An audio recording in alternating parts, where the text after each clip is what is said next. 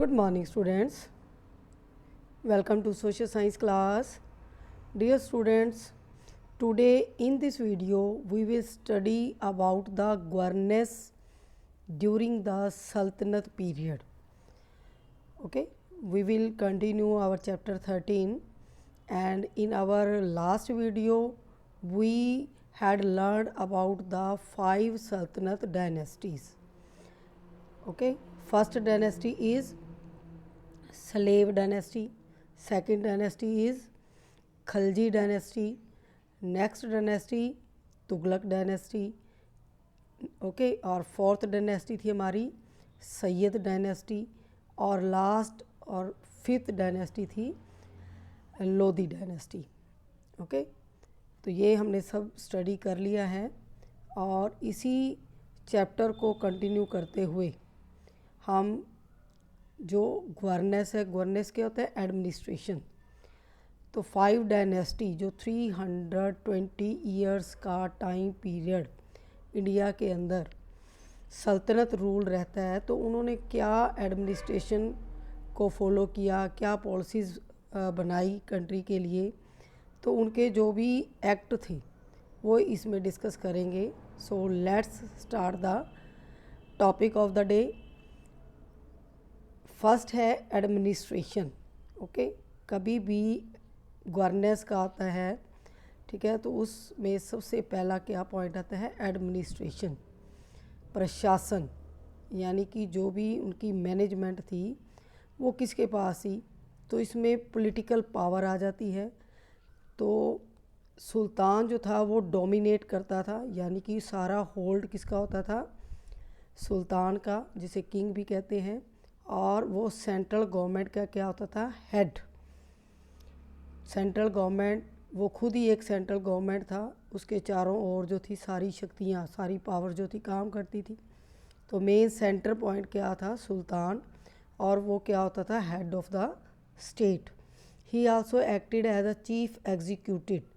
अब जो हेड है, सुल्तान है, वो क्या काम करता था? एग्जीक्यूट करता था, लेजिस्लेट भी करता था, एग्जीक्यूट भी करता था, और जुडिशरी यानी कानून बनाना, कानून को लागू करवाना और न्याय दिलवाना। तो ये जो मेन पावर थी, मिलिट्री पावर थी, वो सब किसके पास होती थी? राजा के पास, सुल्तान के पास। बट ये सारे काम करवाने के लिए वो क्या करता था? He appointed many ministers to run the administration. अपने राजकाज के कार्यों के लिए वो बहुत सारे मंत्रीज, जो मिनिस्टर्स होते थे, उनकी एक काउंसिल उनको अपॉइंट करता था।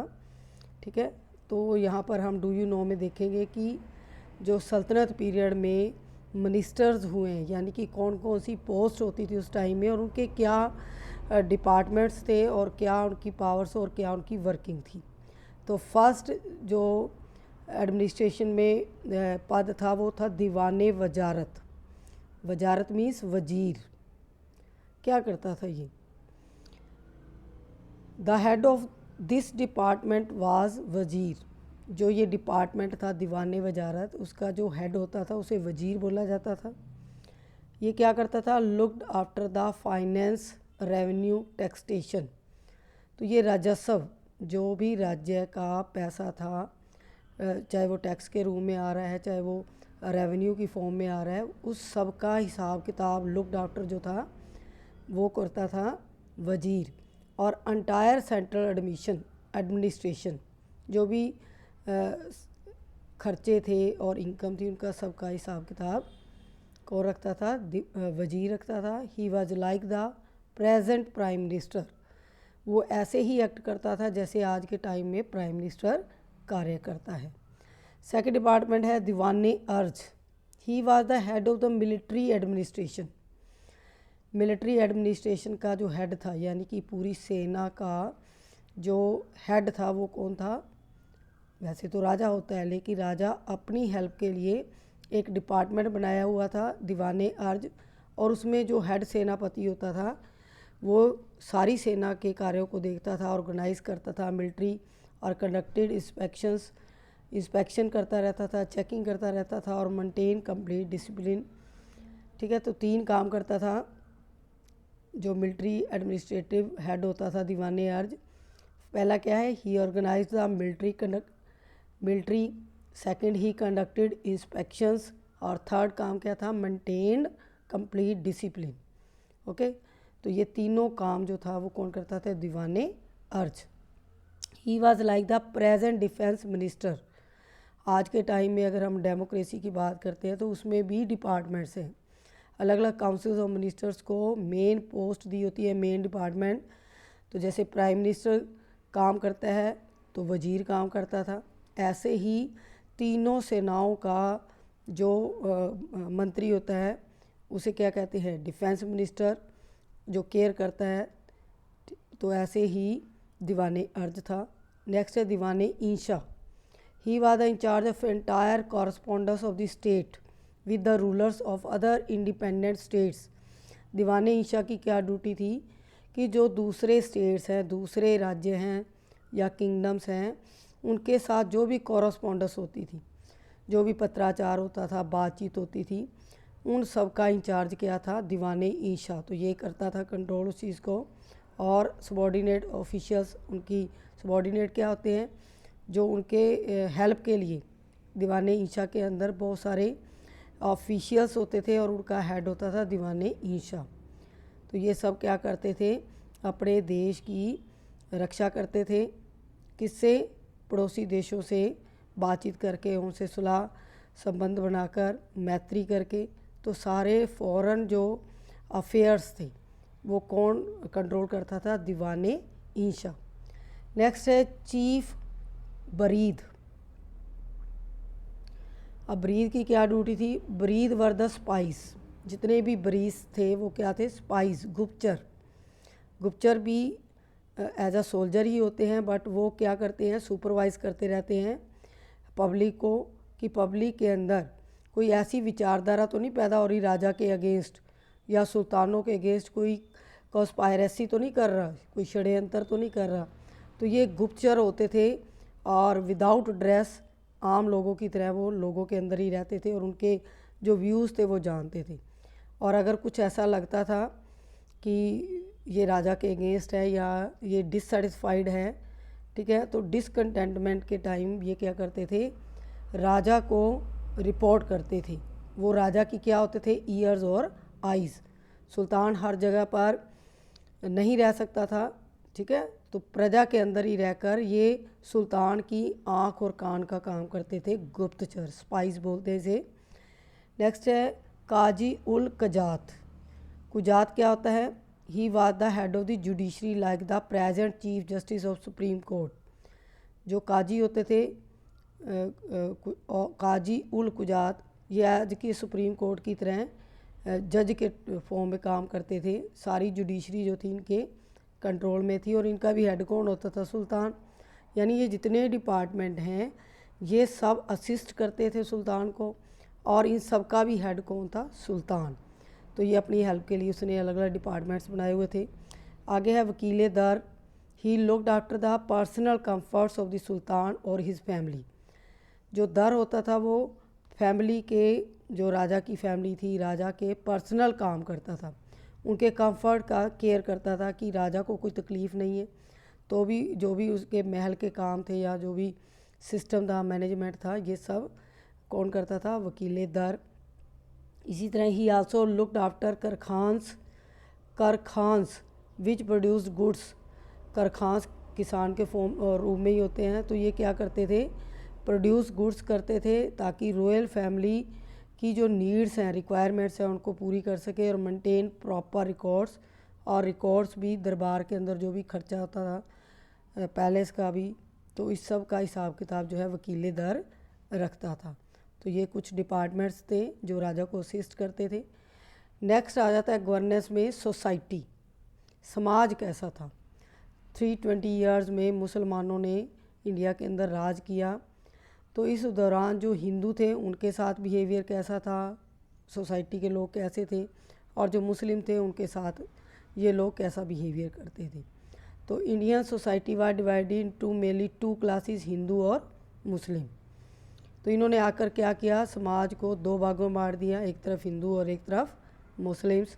Muslims were the ruling class. अब मुसलमान जो अगर राजा सुल्तान जो मुस्लिम है, ठीक है, तो मुस्लिम्स की जो है ज़्यादा वैल्यू होगी। तो मुस्लिम्स क्या थे, रूलिंग क्लास में थे, और इस्लामिक स्टेट यानी कि पूरा हिंदुस्तान जो था वो भारत से हिंदुस्तान इसीलिए बना क्योंकि हिंदुस्तान नाम ही मुसलमानों ने दिया था, ठीक है, वो हिंदुस्तान बोलते थे। भरत तो हिंदू राजा था और उसी के नाम से भारत पड़ा। तो यहाँ हम ये देखेंगे, नोट करेंगे कि जब मुस्लिम रूल रहता है इंडिया के अंदर तो वहाँ पर जो भी इंडियन स्टेट्स हैं, किंगडम्स हैं, वो इस्लामिक स्टेट्स कहलाएंगी। They were divided mainly into two sects.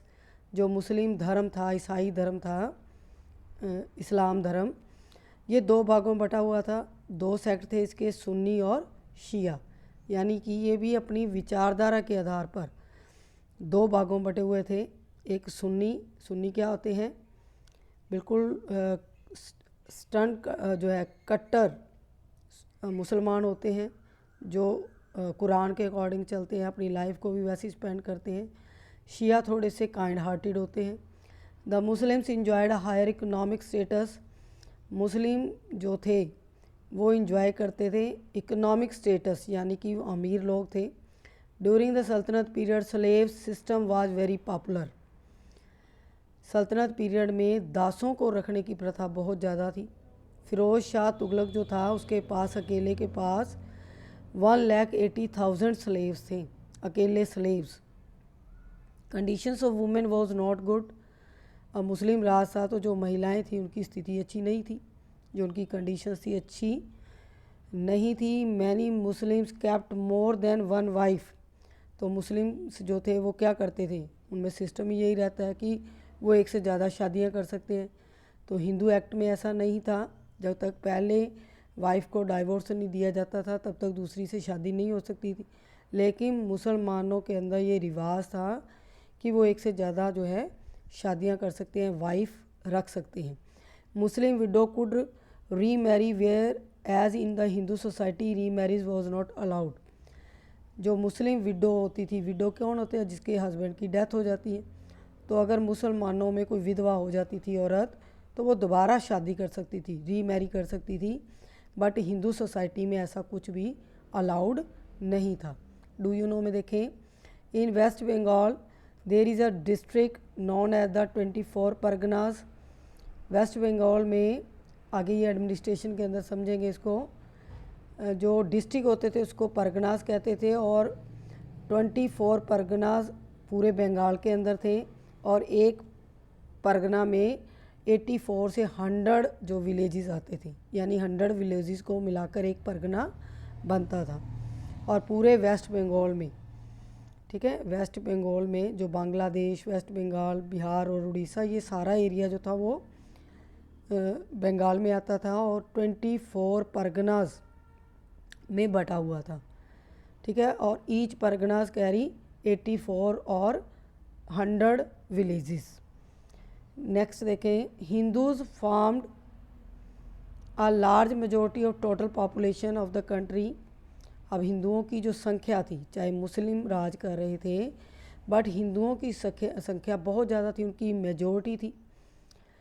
Country की टोटल पॉपुलेशन में ज़्यादा पॉपुलेशन किसकी थी, हिंदूज़ की।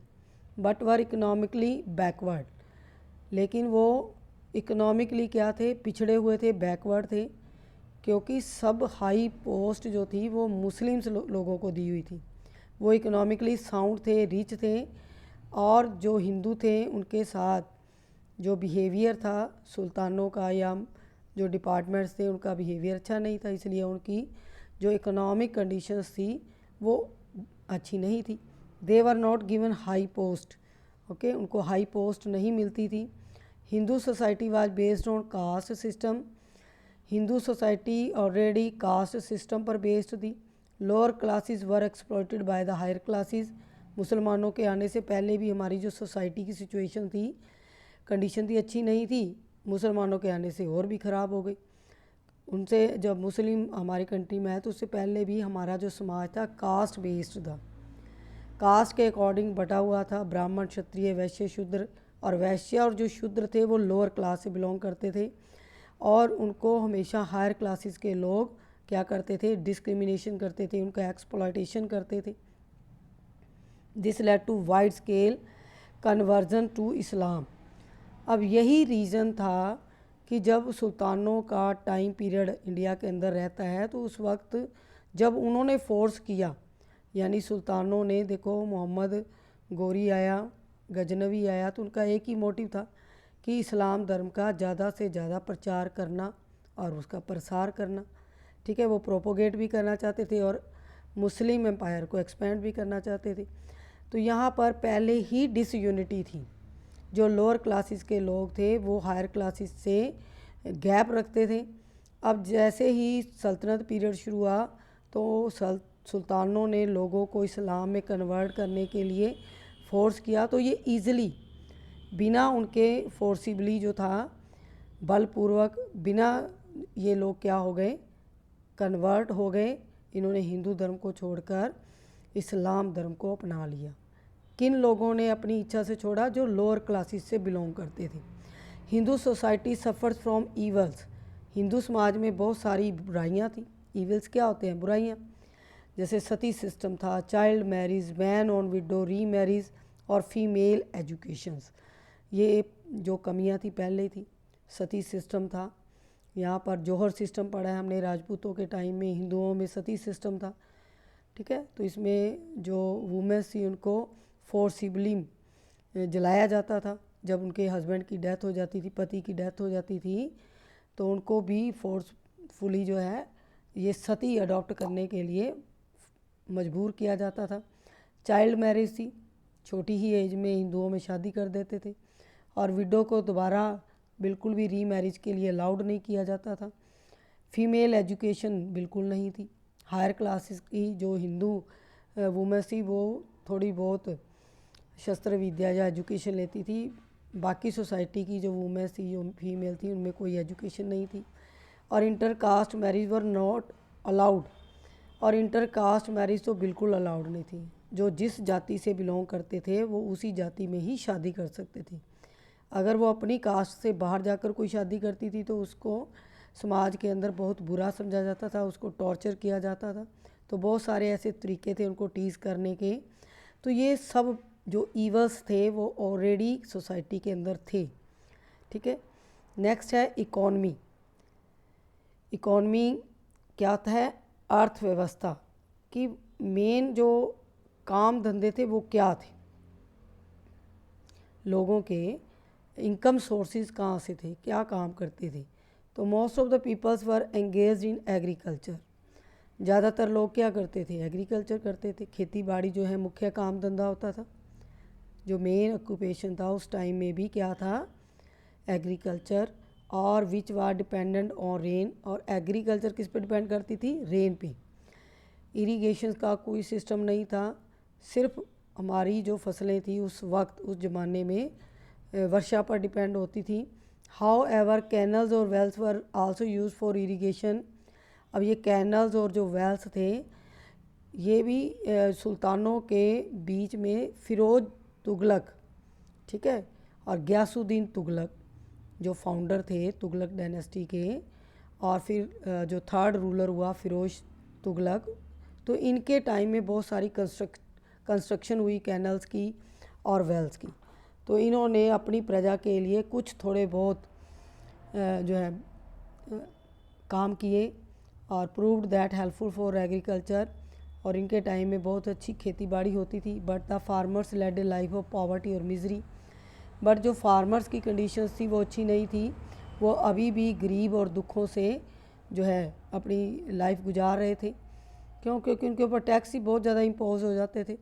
मेन इंडस्ट्रीज़ क्या थी? स्पिनिंग क्या होता है? Spinning, weaving, sugar production, handicrafts, pottery, jewellery making, यानी कि कुछ छोटे मोटे काम धंधे थे जिसे हम इंडस्ट्रीज़ कह रहे हैं। लार्ज स्केल पर काम नहीं था। स्पिनिंग, वीविंग कातना और बुनना। स्पिन क्या होता है? चरखा काटते थे लोग और हाथ से सूत वगैरह काट कर धागा बनाते थे, फिर वीविंग करते थे। ठीक है, हाथ से ही हैंडीक्राफ्ट जो था कपड़ा वगैरह बनाया जाता था। शुगर प्रोडक्शन थी और पॉटरी यानी कि मिट्टी के बर्तन, मेटल के जो है पॉट्स बनाए जाते थे, ज्वेलरी। तो ये छोटे मोटे काम धंधे थे। Some of the sultans patronise art और क्राफ्ट, कुछ सुल्तानों ने आर्ट और क्राफ्ट को पैट्रोनाइज भी किया, बढ़ावा दिया। They had their own karkhanas where all the fancy और luxury goods were manufactured for the royal family. उनके अपने कुछ कारखान्स होते थे। कारखान्स क्या होते हैं? कारीगर, जो उनके लिए लग्जरी गुड्स बनाते थे, फैंसी और मॉडर्न चीज़ें बनाते थे रॉयल फैमिली के लिए। वो उनके अपने पर्सनल होते थे, सोसाइटी के लिए नहीं, वो कुछ करते थे। India had a flourishing internal और फॉरेन ट्रेड। इंडिया का देखो एशियन पीरियड से ही जो इंटरनल और एक्सटर्नल में क्या आता है? फॉरेन ट्रेड बहुत ही ज़्यादा पॉपुलर था, फ्लोरिश्ड था। Which was carried on both by sea और लैंड, और दोनों ही रूट से, चाहे वो सी था चाहे लैंड था, तो दोनों रूट से जो ट्रेड होता था गुड्स का वो एशियन पीरियड से ही चला आ रहा था। India exported rice, spices, Indigo. क्या एक्सपोर्ट करते थे, क्या भेजते थे हमारे देश से उस वक्त के लोग? राइस, स्पाइसेस क्या होते हैं? गरम मसाले। इंडिगो होता है बेटा नील, जिससे कपड़े को रंगा जाता है। वाइट कपड़े को रंगने के लिए ये कलर होता है इंडिगो। टेक्सटाइल्स क्या होते हैं? जिसमें क्लॉथ्स, जो कॉटन क्लॉथ्स हैं उनको बनाया जाता है, सूती कपड़ा मिले होती हैं टेक्सटाइल्स। और सिल्क और सैंडलवुड और इम्पोर्टेड हॉर्सेस, वाइन।